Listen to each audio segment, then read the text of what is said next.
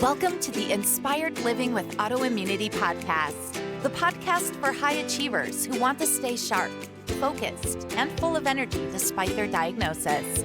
With your host, National Board Certified Functional Medicine Health Coach, Julie Michelson, where Julie helps you take your power back from autoimmunity.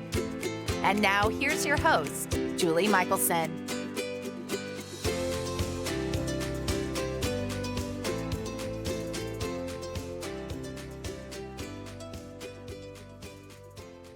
Welcome back to the Inspired Living with Autoimmunity podcast. I'm your host, Julie Michelson, and today we're joined by Dr. Spencer Zimmerman, founder of the Idaho Brain and Body Institute, where they help patients struggling with neurological, psychological, and body-based symptoms and conditions.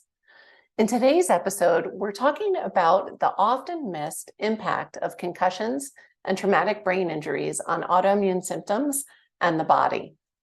Dr. Zimmerman explains how the gut-brain connection is a two-way street and how including a functional neurology evaluation in your health plan may just be the missing piece you've been looking for. Zimmerman, welcome to the podcast. Hi, thank you for having me. I am so excited to discuss our brain and the connection between our brain and autoimmunity. It sounds strange to even think there might not be a connection because, it is an important part of the body. But I first would love to know, how you came into kind of the functional medicine, anti-aging world, because I think most of us don't dream of that when we're kids. So share a little bit of your journey with us. Yeah, so whenever I was in schooling, I was this really big why person. It's like, well, what's happening? What's going on? And I found a group that did what's considered functional neurology or chiropractic neurology, and they were treating traumatic brain injuries. People from all over the world would be flying in, and I'd see these results that I'm like, what? Like, there's no way someone could be recovering this fast despite being to so many different providers. And it morphed into well, that's cool that you understand the brain, but you understand how the brain can impact other things, but how also those things could sabotage the brain. And unknowingly, as we're going through the process, I knew my wife had been dealing with headaches and stuff, which had improved a lot, once she got off gluten, stopped, with a lot of the caffeine and those drinks. But eventually, as I'm coming home every day and I'm just like, wow, this happened. She's like, that's not normal. And turns out she had suffered concussions previously in car accidents at around the age of 13, again in high school and after graduation. And not one of these was diagnosed. And so a lot of the things that were common to her that she had accepted as her normal were actually the result of brain injuries that were never diagnosed or treated, which we can jump into as much as you want on, some of the symptoms she had that others may be experiencing as well. Absolutely. And thank you. Let's start there because I do think there's this kind of epidemic of undiagnosed brain injury, especially I'm in my 50s. I grew up riding horses. I was a competitive equestrian.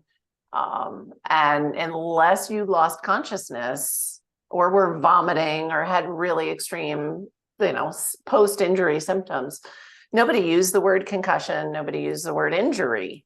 It was like, oh, I bumped my head.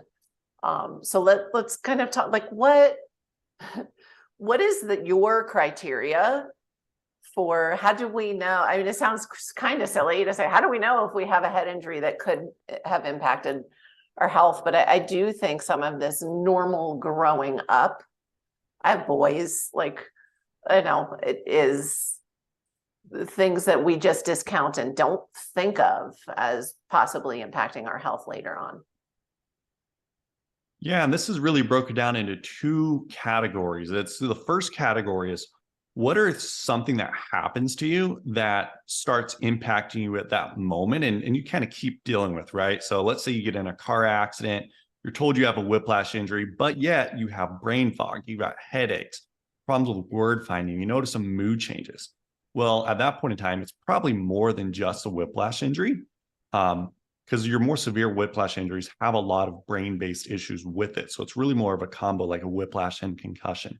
Gotcha. But then the other side is what is happening with the resiliency within the body. So it's the same thing with autoimmune, right? So the things that impact you early on may not, may really destroy you 5-10 years down the road. And you're like, but I could previously tolerate that.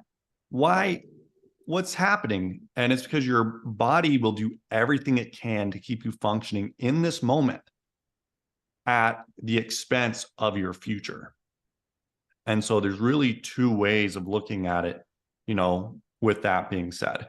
And ultimately, that's where it comes down to not only symptoms, but don't become beholden to the symptoms. Testing really tells you. It's the same thing in the autoimmune world. It's like, hey, you show autoimmune markers. I don't care if you don't have pain yet. Right. I know where you're heading. This is the time to, yeah. Exactly.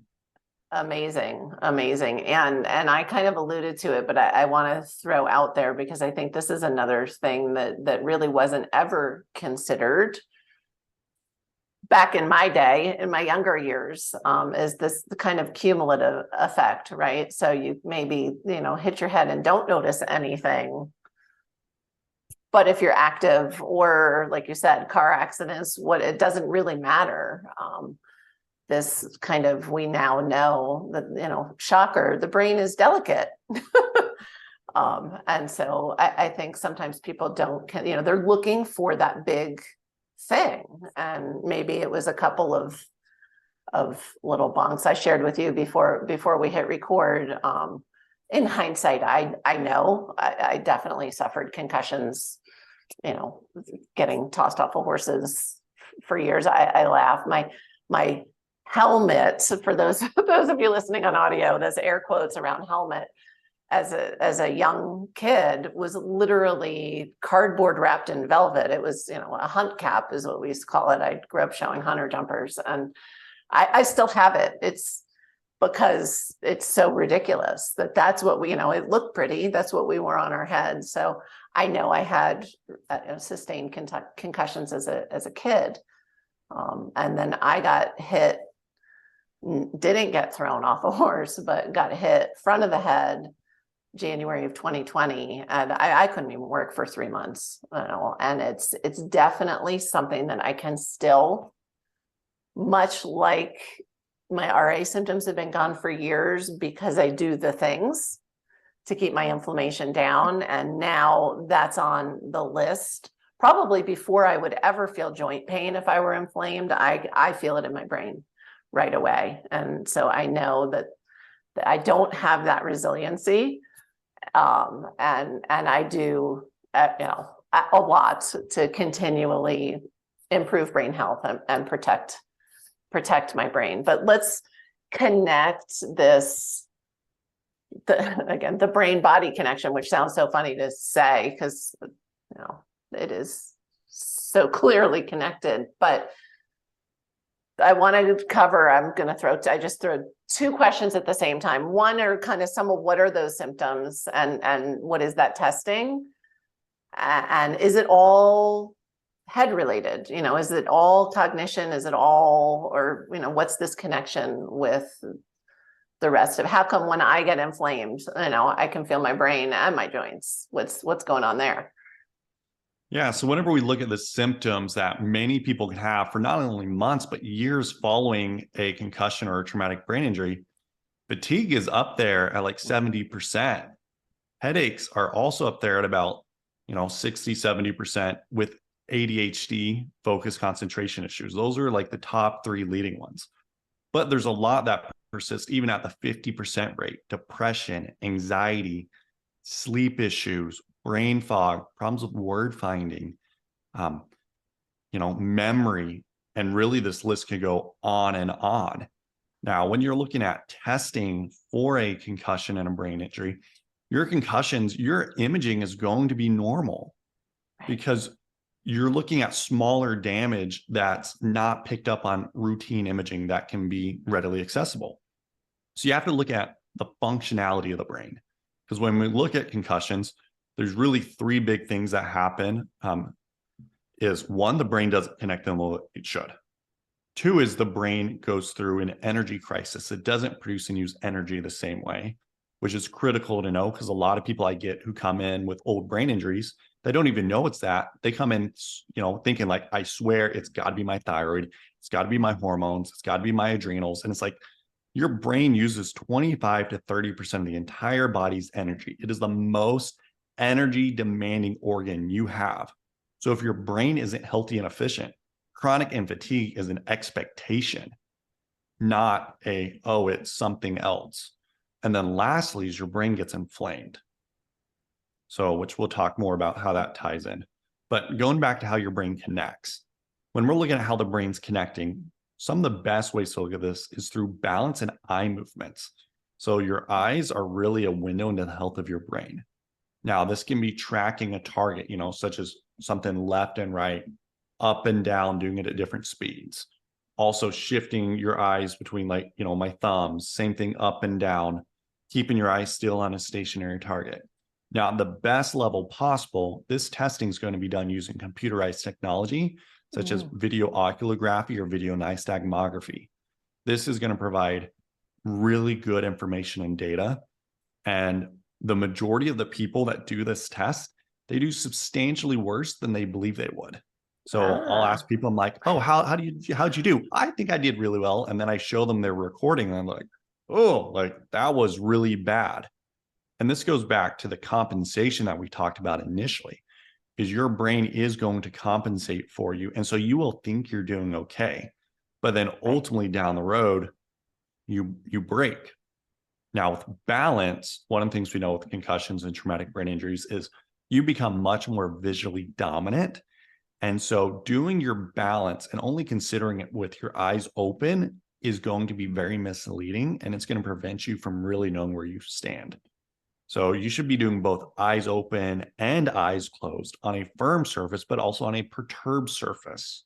So there's balance pad, yoga pads, that are a couple inches thick. Also, 1 foot in front of the other, eyes open, eyes closed, one-legged stance. Should be able to do that eyes closed for 15 seconds on a firm surface. Now, really walking through the whole balance side, you can spot check yourself at home and see how you're doing. Odds are many of you, as you do this, are going to be shocked at how you do. Disclaimer, please have someone by you, right, because you may be surprised at your balance issues. And I am already terrified. I'll be doing this as soon as we stop recording. And I already know it's going to be horrible. It's definitely not going to be what I would hope, because I know I compensate. So I'm looking forward to seeing just how disastrous it is. Which is another level, because one of the mistakes we make in the functional medicine space is we do so much with nutritional supplements and labs that it's like, well, what are you doing to tell your brain to connect better? Right. You wouldn't take supplements to get stronger. You understand you'd have to work out those muscles. But with the brain, we overcomplicate the brain because we're like, oh, well, the brain's super complex, but how are these eye movements going to strengthen my brain? It's like, well, if you want to see all the pathways and what happens for that to occur, it's just like going to the internet and being like, I just hit some keys. It's like, yeah, but everything that happens on the back end is super complex. Right. And doesn't mean you don't go hit the keys though. Correct. And let's not take for granted how something that seems simple can have such a profound impact on the back end. So really, balance and eye movements are two of the most important things. Also, there's some different stuff with cognition, and even on the other side, there's even brainwave testing saying what's happening with the balance of your brainwaves. Do you have a normal range, or have you shifted out of it? Excessive or deficiencies in a variety of different brainwaves. Wow, you've already given my brain's going a million miles an hour. I'm a data geek too, and I do firmly believe, because I know we compensate.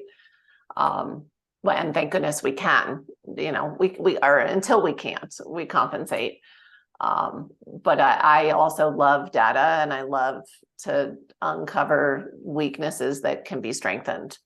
I'm assuming you're not just diagnosing people and telling them, so sorry, you have an old brain injury. I'm guessing that there are some steps people can take and that your patients improve. Correct. Yep. It's about going back to always break it down into just two things, right? One, how's your brain connecting? And two, what would sabotage the ability to connect it?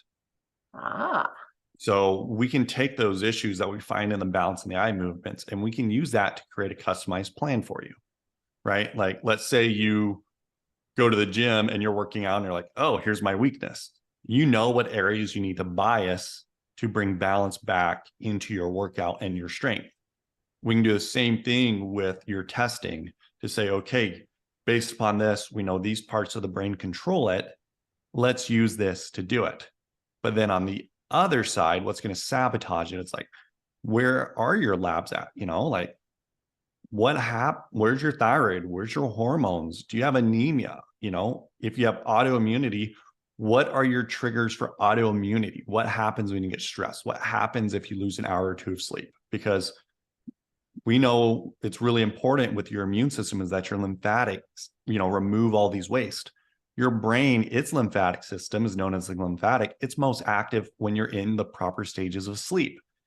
But a lot of people with concussions and old brain injuries, they don't sleep as well. So your brain basically stays as this toxic soup, which is going to prevent it from shifting to a reparative state. So, mentioned a little bit earlier about inflammation in the brain. You've got two sides with your immune cells in the brain that are known as microglia. I really think about this like a hurricane. Okay. I grew up where there's hurricanes. So when there's a hurricane, it does a lot of damage. Now it leaves. So the first priority is let's clean up the debris. Let's remove everything, destroy everything that just cannot be repaired. That is what should happen first. Now, in a healthy brain, that only is persisting for about 2 weeks. And then you shift into a reparative state. What are things that may have damage, but that we don't have to throw away? Let's fix it. Let's repair it. That is what should happen. But if you're not sleeping well, if you've got autoimmune flares happening, right? If your gut health's a complete train wreck, then now all of a sudden your brain is going to be more likely to stay in that inflammatory state. And the thing is, the worse your inflammation, the worse your energy crisis, the worse your connectivity. But it's each and every one impacts the other one. So it's about figuring out with your testing and a proper evaluation, what lever should be pulled when, which is really important because I did mention gut health, Right? Right? Because everyone's really big on the gut brain axis, and it's like, but they're only talking about it from like the gut and One direction, the brain, right? Versus the instant you have a traumatic brain injury, the instant you have a stroke, you not only have a breach in your blood-brain barrier, but you have a leaky gut at that moment. You no longer can fire down from your brain through the vagus nerve and control the lining of your gut. I want you to repeat that and because this is so important. This is exactly what happened to me, actually.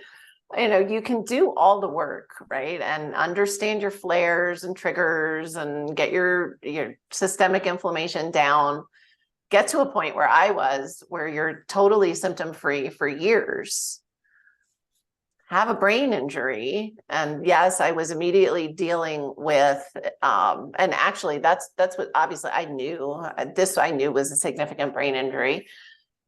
But it was about 2 days later when I realized, like, this was unlike any brain injury I've ever experienced. I'm in trouble. Like, I'm really in trouble here.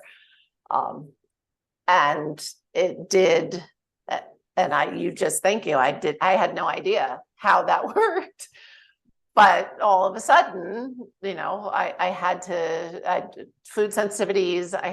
And now I get it that, oh my gosh, if that injury triggered leaky gut, that's where now I'm not starting at ground zero, but I have to readdress now all of those things. And from gut healing, I'm still working on it. It's been over 2 years. So over 3, see my math skills. I I can't believe it's been 3 years since 2020. But that is like, if listeners get one takeaway, that's amazing to learn. Just that impact of what that brain injury can do, especially when we're talking to a community that has this sensitive balance, right? And we know the gut health is driving all of that. So that's incredible. Yeah. And it's, if you're doing gut-based protocols and you feel you're like trapped, and that's like the second you start pulling back, you start getting all these symptoms, you're missing the other part of the picture. Once again, the brain, the brain tells the gut, hey, I want you to produce stomach acid. Under the appropriate stomach acid, you can now activate your digestive enzymes, which is now going to let you break down food. You also need your brain to signal the gallbladder to let's excrete bile to help further with digestion, right? Let's help with motility. Let's help maintain the intestinal lining. You also get a lot of anti-inflammatory output as the brain signals down. So it's once again, it's both routes. Like, yes, alterations in your gut can ultimately wreak havoc on your brain, but don't forget that alterations in brain health from concussions, traumatic brain injuries, strokes, whatever it is, can really do a number to your gut. So for people listening that are in that space where they're, very aware, like you said, of the significance of gut health and perhaps have done or are doing protocols to heal gut and repair and kind of close that all back up, that don't necessarily have the things we were talking about before. They may, after this podcast, do some of the balance and eye movement things and see. But if they're not aware, like, oh, I have this, maybe they are now, they're like, ooh, how about that time I hit my head or got in that car accident and didn't hit my head, but got whiplash. But if they're not having what they think of as brain symptoms, how do they check in? Or is it back to that same testing you were talking about before? Like, how do they know if brain is playing a part of their autoimmune symptoms? Yeah, you can go back to not only the testing, but you can say, what makes you tired, right? Like, is 30 minutes of physical activity or 30 minutes of being on a computer or reading a book, which one wears you out more? If, like, I know for a fact, whenever I do my eye movement testing, it's 30 minutes. When people tell me they're tired from that, I'm like, great. I know for a fact, I will not fix your fatigue until we get your brain to be more efficient. And so that's just a guaranteed thing. The other thing which really impacts our brain is stress, right? So if you say, oh, when I get stressed, I become foggy or my concentration's off, then we know your brain's being impacted from it. Fascinating. It's just like, we know in the gut realm, right? Like, you don't need digestive issues to have a bad gut. Right. So don't wait to have a lot of brain issues to get your brain evaluated. Alzheimer's is one of the fastest growing things. Parkinson's is the fastest growing brain disease.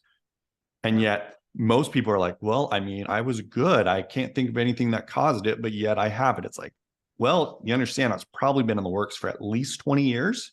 Right. And so let's spot it early on, even if you think you're okay.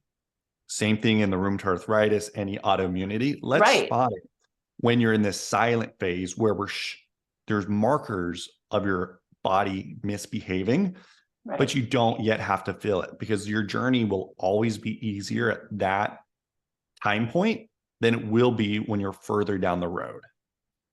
I love that. That's amazing advice.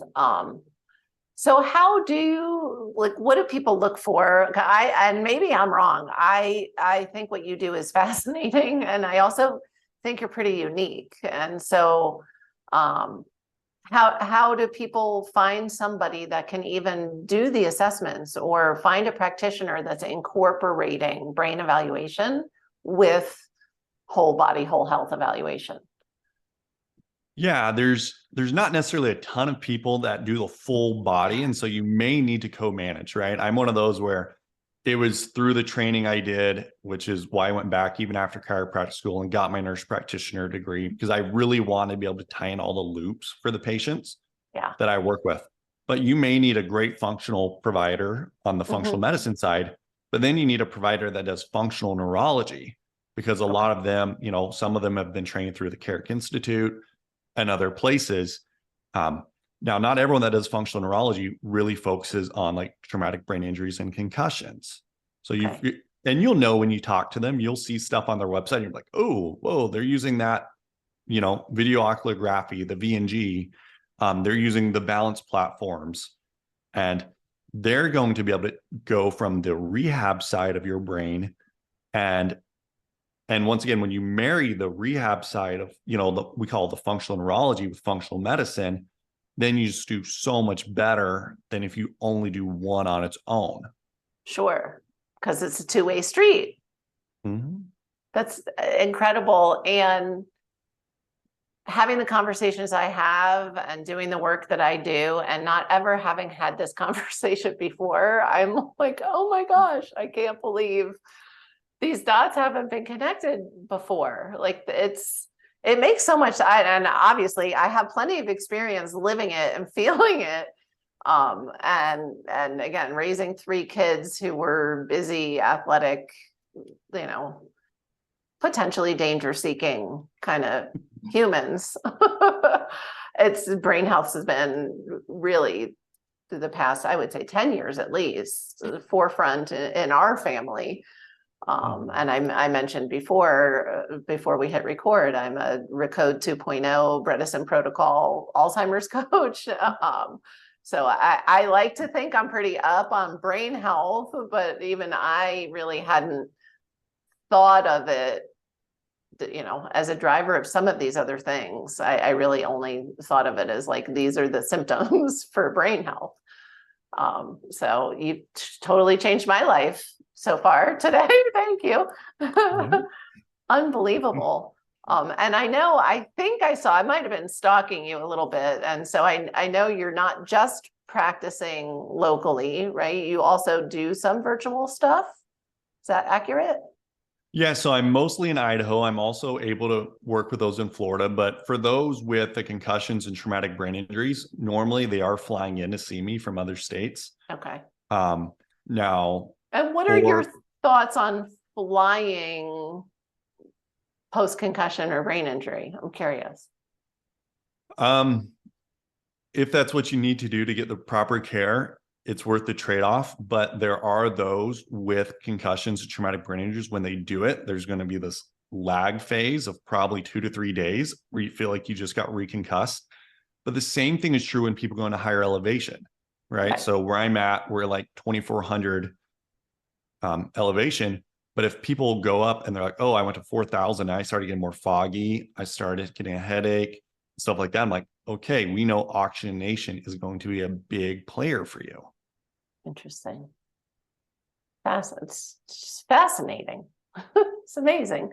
So where does, what is a step listeners can take? I warned you before, I always ask for one thing anybody listening can do. I already know some of the things I'm going to be doing, but I do tend to, again, I like data. And so I want to know all the things going on in my body.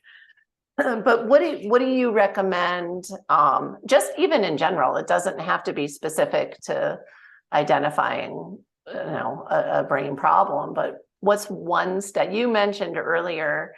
And I swear, I think listeners must feel like I pay my guests to mention gluten at some point in the podcast. Because sometimes when we're having conversations that people think is not going to come up, it still always comes up. So it could be anything in the spectrum of, protecting overall health and emphasizing this brain connection, two-way street. What's a step listeners can take? Yeah, and from more of an angle that you probably haven't had before, because I understand where probably a lot of people focus on the podcast. Sure. Is it really, it's just like check your balance. Do one foot in front of the other, eyes open, eyes closed. Get a semi-firm old pillow, old couch cushion. Do that. Do it also with your feet together, eyes open, eyes closed, and see how you do. Yeah. And, if you're like, oh, wow, I was moving a lot, you may want to get an evaluation because there's a lot of research out there on balance and cognitive health. And we do preventative stuff, right? It's like, oh, worried about colon cancer. Hey, let's get colonoscopy. Right. Screening. Right? We screen all kinds of things. Yeah. And that's the hardest thing on the concussion side is I get a lot of people come in and they're like, oh, well, I was good before this. I was like, were you? Or you just think you were? Because right. Were you able to have compensate? A baseline. Yeah. Get a proper baseline so that way if something does happen, you're going to, where to get back to. And you may find out during that baseline that you actually have some issues that need to be addressed. And when you do it, you feel better. Right. Well, and like you said, turn the bus around now. I mean, this is the time. Oh, wherever you are, whoever you are, this is the time. Like later is never a good time to be addressing wellness. And so I love the idea of like just checking in and checking balance. It's not something we don't tend to get up and some people brush their teeth on one foot, but we don't get it. We're not checking in, right? Like if joints hurt, we know joints hurt. If your gut's upset, gut's upset. If you have brain fog, the days it's worse, the days it's better, but you may not think to check balance. So yeah, that's incredible advice. I have, a million other things I could ask you, but you gave us such amazing gold. For people that are listening on the go, which is how I tend to listen to podcasts, where's the best place for them to find you? Yeah, the best place to find me is at idahobrainandbody.com or on really any social media at Dr. S. Zimmerman, Zimmerman. That's going to be TikTok, Instagram. I even have some longer videos on YouTube. If you're like, ooh, I want to see what your testing looks like. I've got concussion videos on that where I show you some of those results. Oh, awesome. And so you're like, ooh, that's what it looks like. That's what the data looks like. Amazing. Guys, check him out. Like I said, I was stalking some of your social earlier, and I learned so much from you in this one short conversation. I feel like I'm leaving with a lot of homework. So I really, really appreciate you taking the time to share what you're doing with us. And I see huge up levels in the future as more and more people are connecting the dots between brain health and health. And I know when I say it, I kind of chuckle because I'm like, it's so obvious. Why are we not talking about this all the time? So really, thank you so much for joining us. Yeah, thanks for having me. For everyone listening, remember you can get the show notes and transcripts by visiting inspiredliving.show. I hope you had a great time and enjoyed this episode as much as I did and learned as much as I did. And if you're not already, follow me on Instagram at julie.michelson and tune in next week to listen to the next episode. Thank you for listening to Julie Michelson's Inspired Living with Autoimmunity. Did you enjoy this episode? Please like, share, and subscribe wherever you listen to podcasts. If you'd like to get a transcript of this and every other episode, just head on over to inspiredliving.show or click on the link in this episode's description. There, you can also find everything we discussed in this episode, including links and information about our guest. You can even send in your questions to be answered by Julie in a future episode. That's inspiredliving.show. Until next time, this is Julie Michelson's Inspired Living with Autoimmunity podcast, helping you take your power back.